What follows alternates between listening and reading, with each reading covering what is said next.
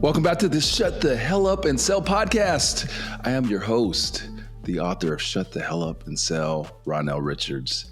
And got another banger for you folks. Got another banger for you.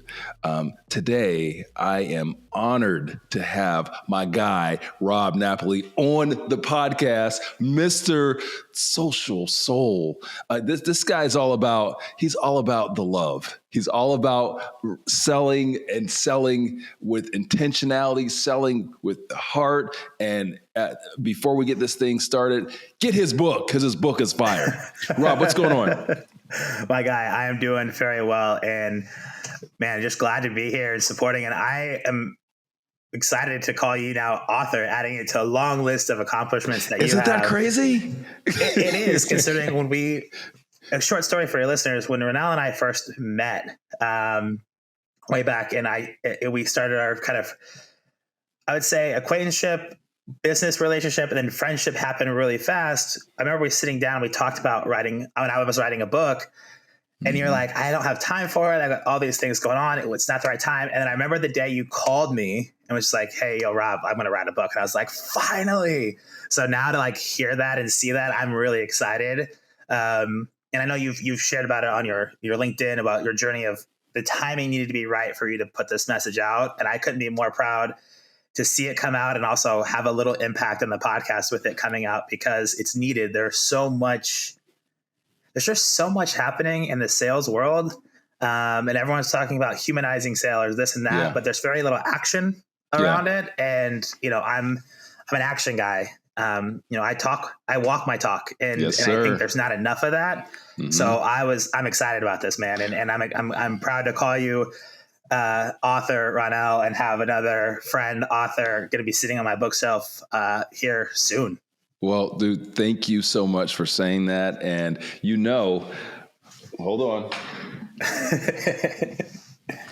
Bam! Yeah, buddy. For those of you guys that are listening and not watching the video portion of this, yes, I have Rob's book right here in front of me, and that was not a prop. It wasn't prepared for it. It's literally right here on the side, because it's a fire book, and it's something that all you guys should make sure you check out. And Rob, you absolutely were an inspiration for me in sitting down and making this thing happen. Because as you said, it was something that I wasn't necessarily wanting to do, because it's hard. Yeah. But harder than you think. Yes. But the process has been just so fulfilling, and I'm super excited to bring that to the world. All right. Now to you, my friend, if you would please just share briefly with our audience what it is that you do. That's a lot of things, but essentially, I like to think of myself as an entrepreneurship coach, a soulful trainer. I live at the intersection of product, sales, and brand, and really looking at how do we do better with intentionality and authenticity of our messaging and the branding. And so I do a lot of things around that. Entrepreneurship coach, trainer. I do a lot of stuff in the startup space. I also am a corporate trainer, teaching managers how to better attract and retain millennial and Gen Z talent. How do we manage people better in a hybrid remote world to get the most out of them? So I love getting to talk about the tactical of not only the day-to-day, but also how do we help build teams that are set up to thrive, especially front-end teams like sales, marketing, customer success, those that have to grind out day in and day out. Yeah. And don't let the smooth taste fool you guys. Rob is a killer. He's a killer, man. And he is doing it all. He's doing it worldwide. This guy is working with companies all over the globe. And I've had the fortunate opportunity to help you with some of your cohorts with some of these international companies that you work with. Yeah. All right. So, for those of you that has listened to the podcast, or read the book, you know that part of what I'm about is really evangelizing for this noble profession of sales and bringing just honor to what it is that we do for a living. And so, in that vein, I want to kind of start with the beginning for you, Rob. Tell me what your first sales job was. First sales job would have been, I feel like I've been selling partly my whole life. So for those that don't know me, I'm a twin. So growing up as a twin, you're kind of always on display. And there's two of you, so you're always kind of fighting for attention and time. And I'm definitely the more vocal one of my twin. My twin brother will tell you that. But I started working early at 14, bussing tables, but quickly was, running a register at a restaurant. It's not direct sales, but you had to tune that up. And then my first job out of college was straight up sales. First job in college, I was selling shoes. Like my first job I got as a freshman in college was selling shoes at Finish Line. And became a top producer selling at Finish Line, just flipping shoes out back in the day. And then my first real corporate job, I came out of college right after 2010. So right after 2009 happened, right? Financial collapse. I was living in Des Moines, Iowa, which the big three players, Principal, Nationwide, and Wells Fargo, who was pretty much the proponent of that. And they employed most of the city. And I started recruiting. It was a sales job as a recruiter. And that's how I got kind of started into the big sales game and worked up into running my own sales and service company for 3 years before selling it. Okay, so 2010 is when that corporate journey started. So let's go ahead and put a number to that. That is 12 years in the game, my friend. Yeah. Congratulations on that. But I want to go back even further because you started in retail, and so many great sellers come from retail. And I like to include myself in that because that's where I started my career as well. What lessons or what did you learn in that retail environment that you've carried to this day, like from a sales perspective? Because I had tons of lessons that I learned, and I share a lot of these in the book. Share with us just one thing that you learned or something or an experience in that world that you feel like can help other sellers today, or it's kind of formulated kind of your foundational thinking on sales. So I will say, having worked in food service starting from the age of 14, and then when I got into retail sales, the big thing for me that I learned was I could talk to anybody, right? And it was one, learning how to just approach everybody, but it was that difference of not pushing, right? Like everyone comes in, you're at the mall, retail, people are looking to buy. It's really easy to push. Hey, you want to try this on? You want to do that? And I just realized when I stopped pushing and just asked, like, what brings you in today? It was a simple question, right? There's a lot of people that are just browsing, and you're always just browsing until you find a fucking pair of shoes you like, and then you're actually going to want to buy. So my always question turned into the biggest lesson I learned is like, what brought you in here today? What made you want to stop in this show? And sometimes like, oh, my wife is doing this, or my partner is doing that, or my son's doing this, or I'm just looking because I probably don't need to spend money. But it always opens something up. And when I changed from like trying to hit a quota and sell and just ask people what brought them in today, everything kind of changed for me. And I ended up being one of the top store performers as a freshman in college, flipping shoes at that Finish Line. Wow. Guys, I want to break that down for you real quick. What Rob just told you that he was doing in the retail world was discovery, and he was doing it better than a lot of you guys right now. Like that simple question. And the reason why that question is so important and why it was so impactful is that you made it about them and not about you. And this is what we talk about in the book. It was about them. Yeah. It's about service them. What brought you in today?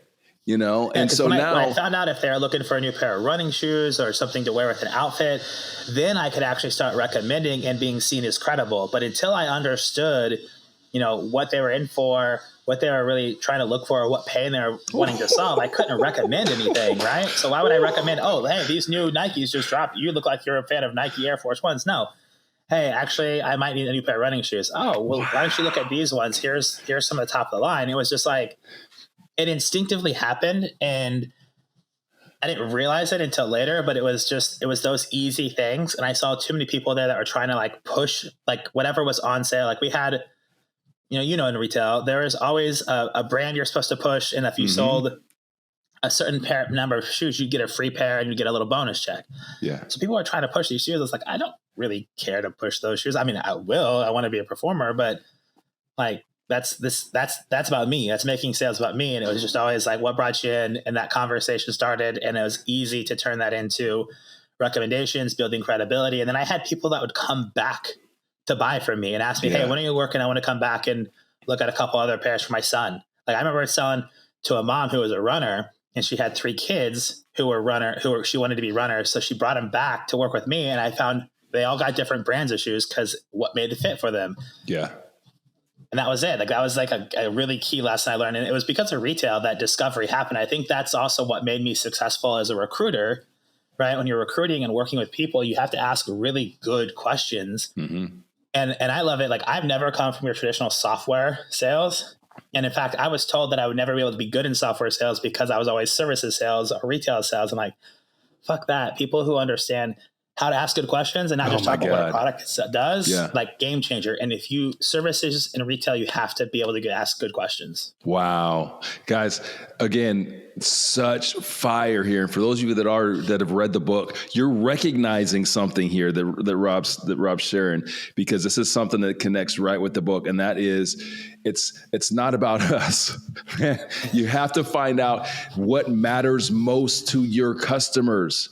That's what discovery is all about. What matters most to them, and whatever matters most to them, it can be something that's totally unrelated to what it is that you sell or do, right? But when you understand what matters most to them, now you can connect your product or your service with that, right? Wow, fire. Yeah. Retail sellers. That's for those of you that are retail sellers out there. Don't get disheartened. I know that there's a challenge, right? Because Rob faced this challenge. I faced that challenge in retail, and that was that people didn't want to give you an opportunity or don't want to give you an opportunity in corporate. I will say stay at it, because some of the very best sellers that I know started in retail and were great retail sellers.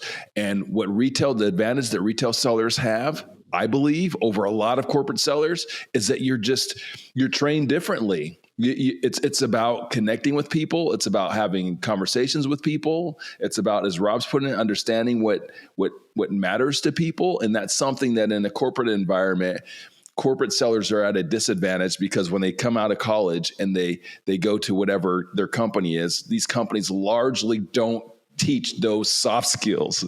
No.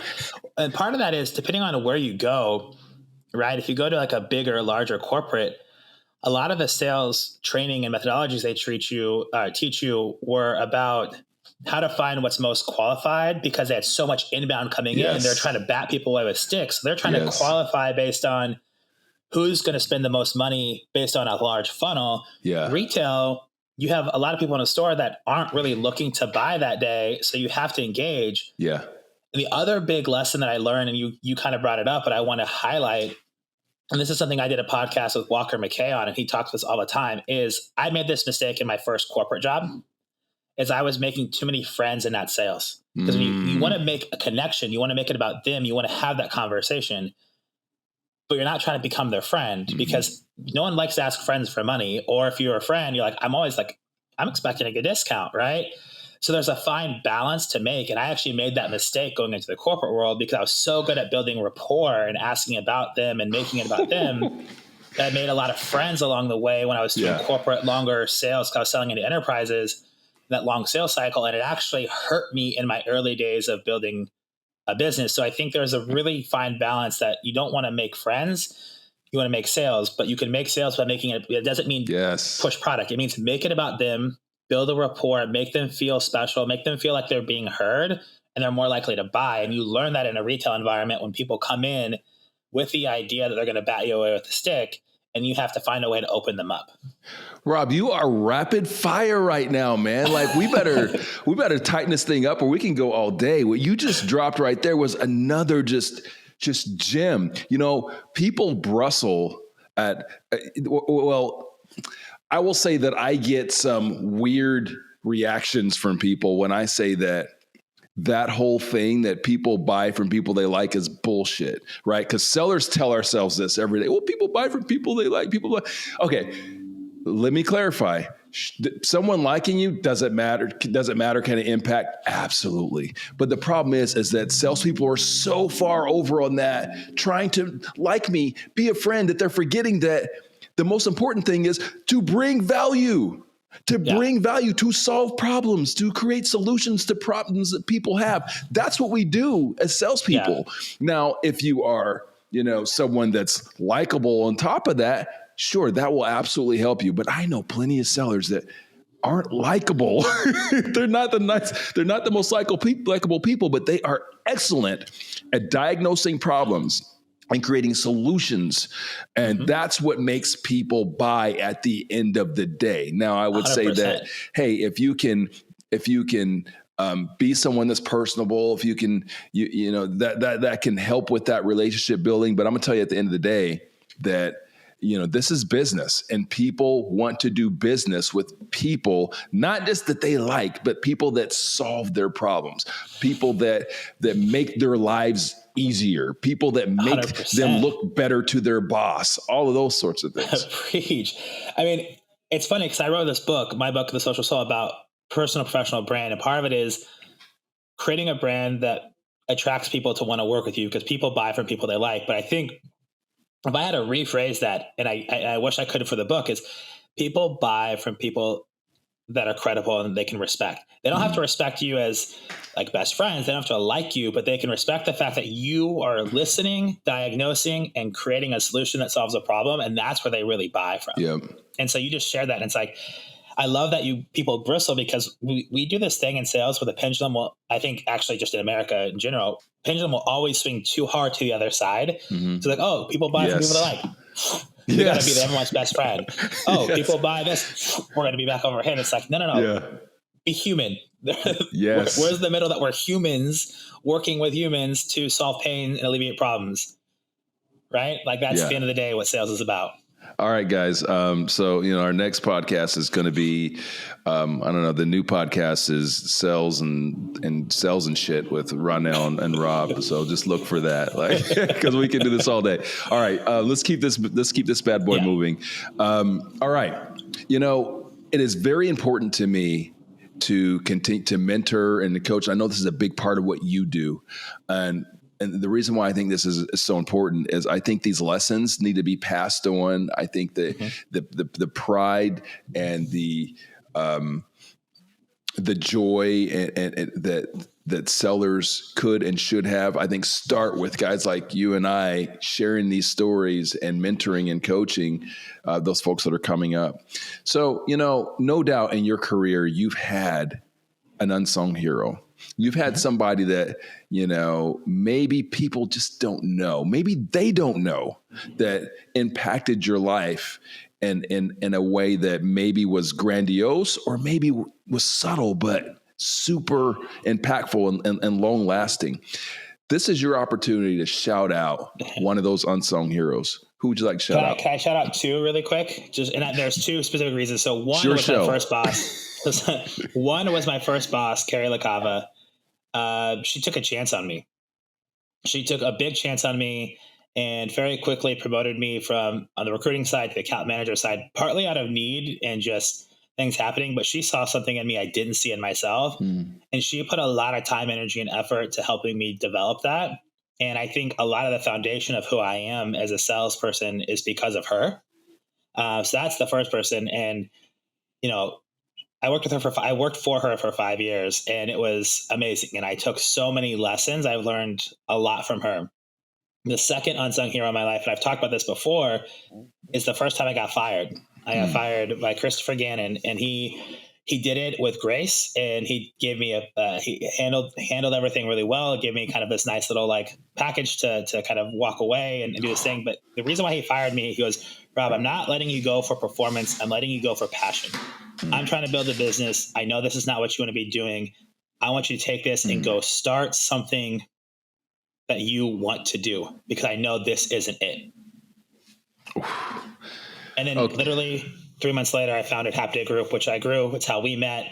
And I ended up getting, my co-founder and I, Phil DeVecchio, and I were able to get acquired, and that was amazing. But there's those two experiences, Carrie taking a chance on me and showing me and believing in me when I probably wasn't even believing in myself. I mean, it took me 18 months to close my first deal at Kforce. And then in 3.5 years, I did a $5.5 million book of business really quickly, grew really fast. And then getting fired, and the way that was handled, and Christopher Gannon just saying, "Hey, Rob, I see you and what you need to go do. And I know that this isn't the place for you. And I respect you too much to make you sit here and keep working for me." So Wow. Okay. Powerful. Love it. Shout out to Katie and Christopher. Quick takeaway.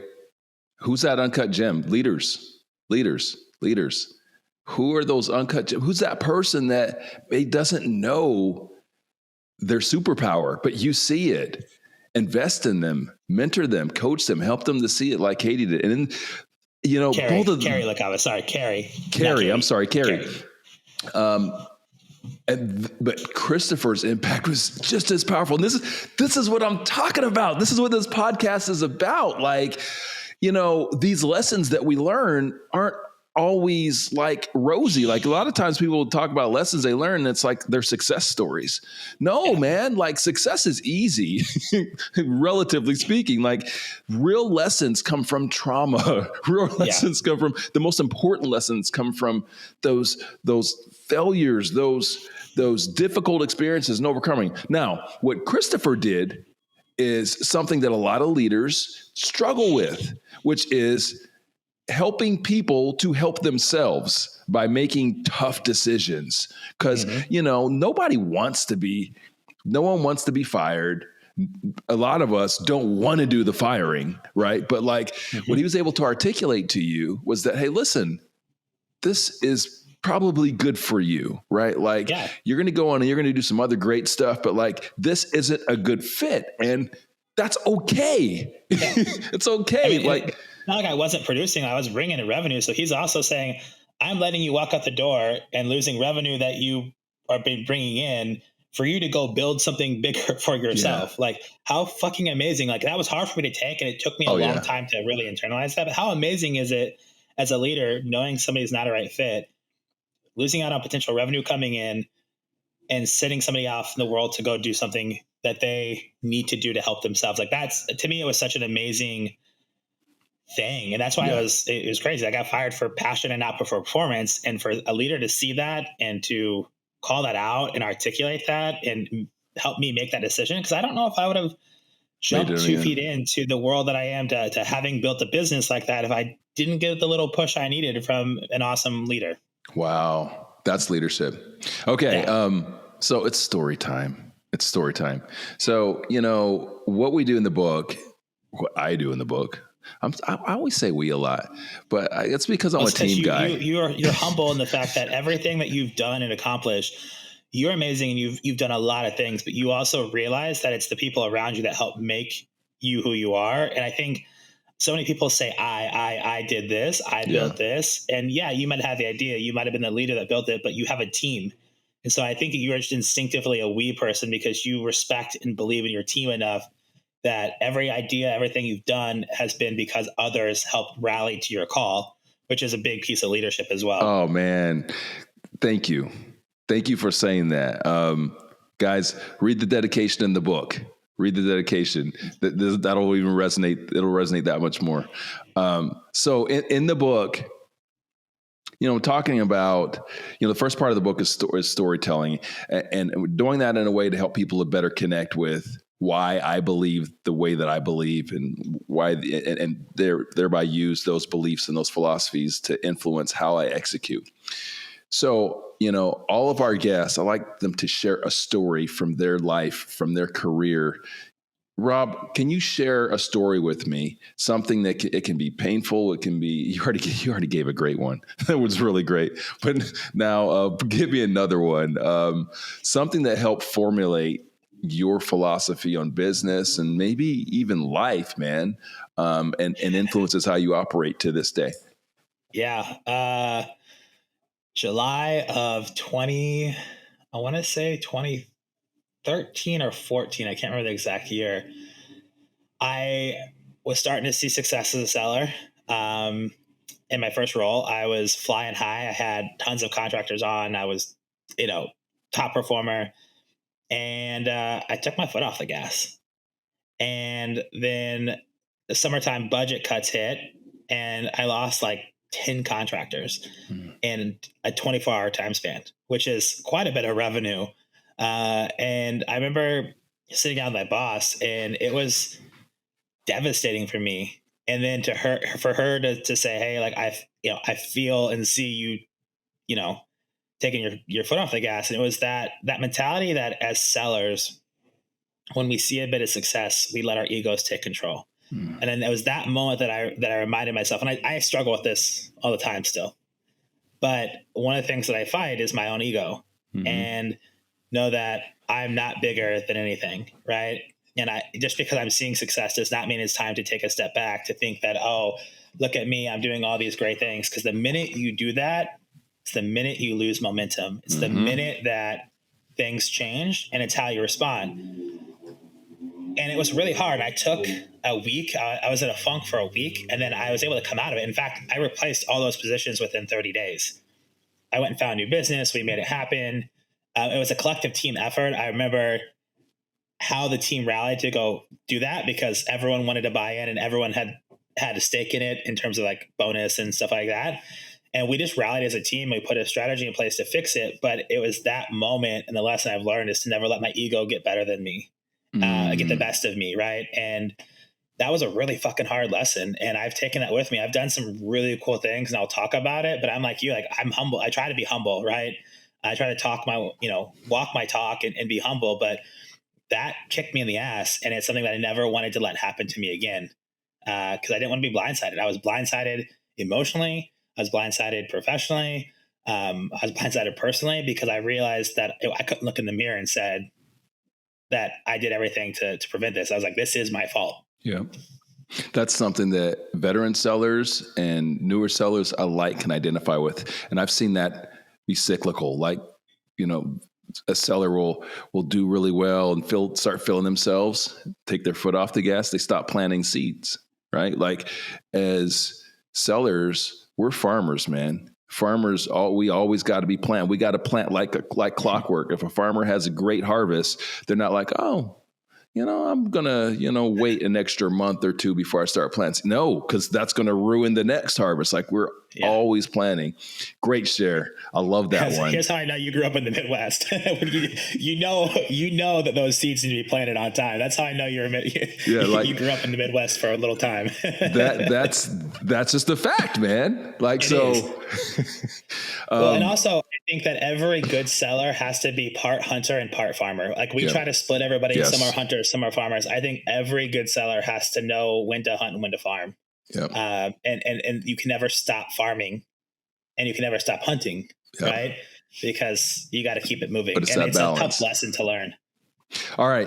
It's tactical execution time. So again, the second part of the book is like the blocking and tackling. You like that because you're a former football player and a football guy. So we all know that it goes down in the trenches, right? Like if it's the X's and O's in the trenches that really help people are going to set you up for success. It's not, hey, listen, that fancy receiver that catches that nice 70-yard bomb, that doesn't happen if the offensive tackle is not blocking.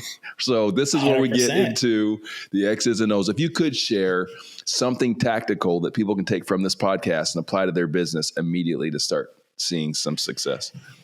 Yeah. Time block. I mean, use your time wisely. You only have so many hours in a day, block it off, and then limit notifications every day. So my sales world looks a bit different nowadays, right?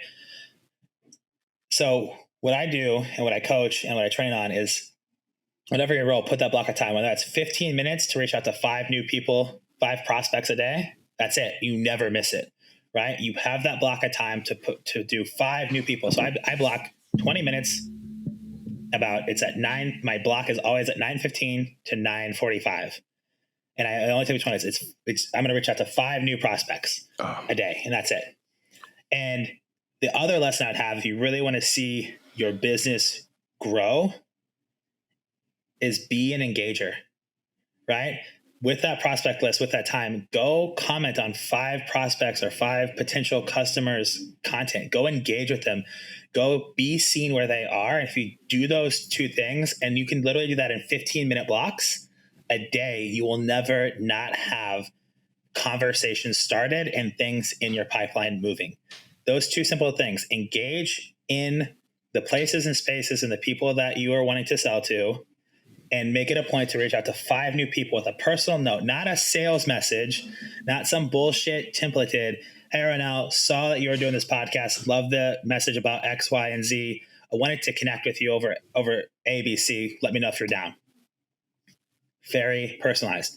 5 personalized new touch points a day, 5 engagements with prospect and their content in some way, shape, or form has changed everything for me. And you put 15-minute blocks on, and it's 30 minutes of your day, and you never miss it. You'll never not have conversations going. Fire. I love that. Very specific, very pragmatic, and easily executable. So we're talking about quality over quantity is what Rob's talking about. We're talking about discipline and engagement, right? So block that time. Don't let anything get in the way of that time. For sellers, we all got bosses and things that we report to. Communicate this with your boss. Let your boss know your plan, and they'll help champion that for you in terms of making sure that you don't get distractions during that important time of planting seeds of prospecting. 100%. And that's why you have to block it on your calendar. Put the block that says prospecting, 5 new touch points. Make sure so when your boss sees it, they don't think that you're not doing it, or it's a plan that they forgot about. They see your calendar and it says DNS, do not schedule prospecting, that 20-minute block. Mm-hmm. Use your calendar as your main communication tool, and it will change everything, especially for your boss, because your boss will stop putting meetings in blocks where that you're actually planning on doing your pipelining, or maybe that's when you're trying to get your send outs out, you're trying to reach out and do your email automation, and they don't see it on your calendar, so they book a meeting. So then that gets pushed off. Make sure it's a do not schedule block on your calendar, and it will communicate to your boss, and your boss will stop scheduling stuff when you're doing that, because that's such an important piece of your business. It is a game changer. And so many people are afraid to share their calendars and make it seen and have that block there. Yeah. Put it on there, commit to it, stick to it, and it will change the game for both you, your team, your boss, your employees, if you're a leader, all of it. Leaders, take that strategy.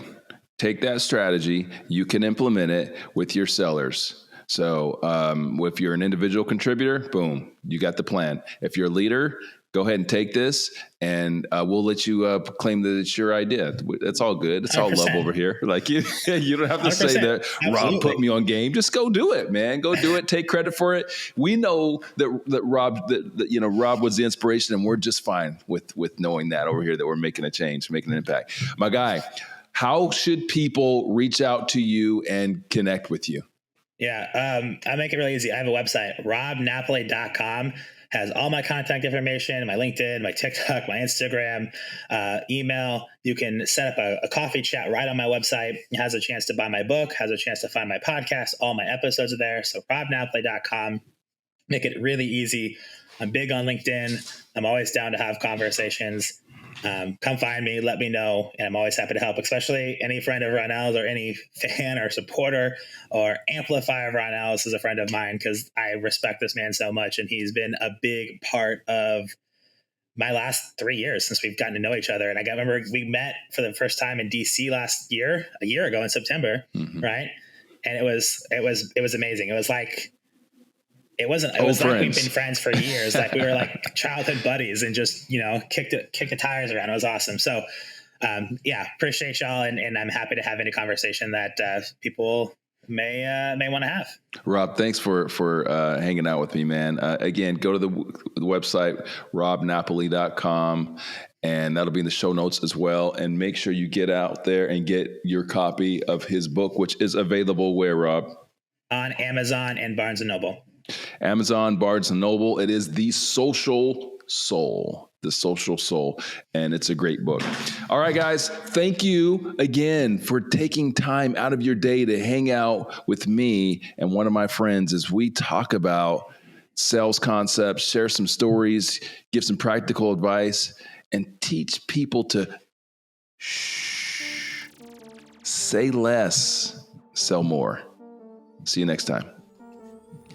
Hey guys, it's Ronell, and I just wanted to thank you for listening to this episode of the Shut the Hell Up and Sell podcast. If you liked it, please rate us 5 stars on whichever podcasting platform you're listening to this on. And while you're at it, punch that subscribe button. That way you get notified every time we drop a brand new episode. Hey, I'd also appreciate it if you went to our website, shutthehellupandsell.com, and became a member. It's absolutely free, and you'll have the opportunity to listen to previous episodes of our podcast, check out some of our free courses, get a copy of the book, and we'll send you sales tips and motivational nuggets from time to time. Lastly, if you'd like to book me for either appearances or speaking engagements, just send an email to my team at team@shutthehellupandsell.com.